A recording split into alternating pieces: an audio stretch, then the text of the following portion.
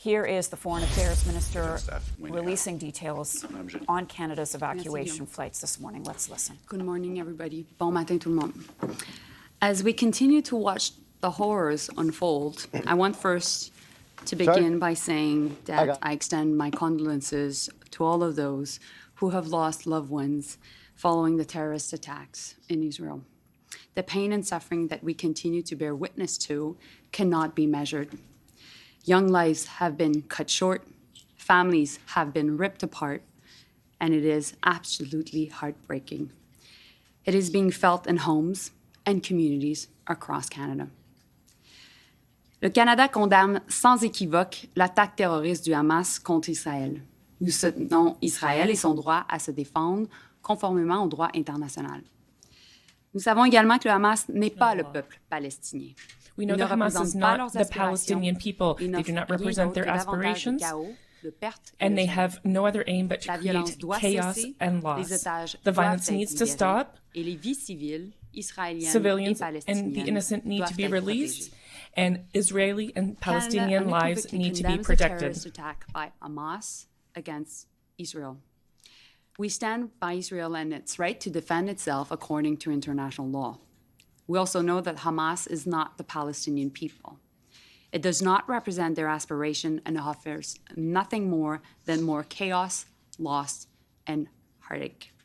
The violence must end, hostages must be released, and civilian lives, Israeli and Palestinians, must be protected. Tragiquement, dans ce contexte de violence, Tragically, in this context of violence, three Canadians have lost their lives. I spoke with the family of Alexander Luke yesterday, and I must say it was one of the most difficult calls I've ever had to make. My heart is with his family and the families of the others. My thoughts are with their loved ones and their community. May their memory be a blessing. We continue to follow reports of 3 Canadians who remain missing.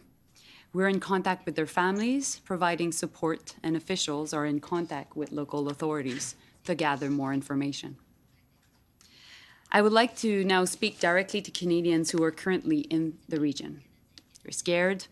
It is a time of great uncertainty and of great anxiety. But I want you to know that we are here for you. We're working around the clock to provide you with the information you need and the support you're asking for. Our office in Tel Aviv and Ramallah are open. Our team is there, and our team in Jordan, Egypt, and Lebanon are also working around the clock to support you. We have surged the capacity in Ottawa to make sure that we're there to answer your calls and texts 24/7. If you haven't registered yet with Global Affairs, please do so now. You can do so on our website or by calling 613-996-8885. Si vous n'êtes pas encore inscrit auprès d'Affaires mondiales Canada, if you have not yet enrolled with Global Affairs Canada, do so now. You can do so via the website or by calling 613-996-8885. I know that this situation has been difficult, and many of you want to return to your family, to home, and want to do so safely. And we will help you. We'll begin the assisted departure of Canadians from Tel Aviv in the coming days by the end of the week with the help of aircraft from the Canadian Armed Forces. They will arrive in Tel Aviv and bring Canadians to Athens. My colleague, Pablo Rodriguez, and I have been working on the next steps from there. Together, we have secured with Air Canada a plane and a crew to bring Canadians home from Athens. These flights will be available to Canadian citizens, their spouses, and their children, as well as to Canadian permanent residents, their spouses, and their children. Let me be clear, this includes dual nationals, because a Canadian is a Canadian is a Canadian. We're also working on additional options for those who cannot reach the airport in Tel Aviv, and I'll be able to take questions on this. Additional details will continue to be shared over the coming days. I will continue to share them publicly and will also communicate them directly to those who wish to receive the assistance.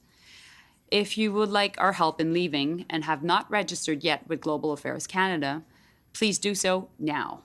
This is how you will be able to get information on how to leave, and we will share information directly with you once you're registered. Je vais maintenant prendre un peu de recul et faire le point sur l'état d'avancement de notre réponse diplomatique à cette crise. An update on our diplomatic response to the crisis. Over the weekend, I spoke with my counterparts in Israel, the Palestinian authorities, as well as Egypt, Jordan, and the White House. Yesterday, I again spoke with my Israeli counterpart, in Jordan, and at the White House, and I had a conversation with the Minister of Foreign Affairs of Saudi Arabia.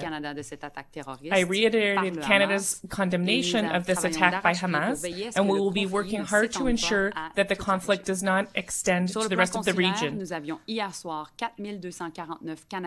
We had over 4,200 Canadians as of yesterday registered in Israel, 469 registered in Gaza, and had over 2,000 requests for information. Before I get to your questions, I would like to take a moment to speak about the situation in Gaza, where civilians are living amidst extremely difficult circumstances. The humanitarian situation in Gaza was dire before this weekend, and this will only deteriorate the situation further. As I said yesterday, this will get worse before it gets better. My heart breaks for the deaths we have seen, and I share the anxiety about what will happen next. We urge all parties to respect international humanitarian law and to provide humanitarian access to Gaza. Canada will continue to support the humanitarian needs of the Palestinian civilians. Let me be clear, Israeli and Palestinian civilians deserve to live in peace and safety, with their human rights respected and with dignity. And Canada will always work with this in mind.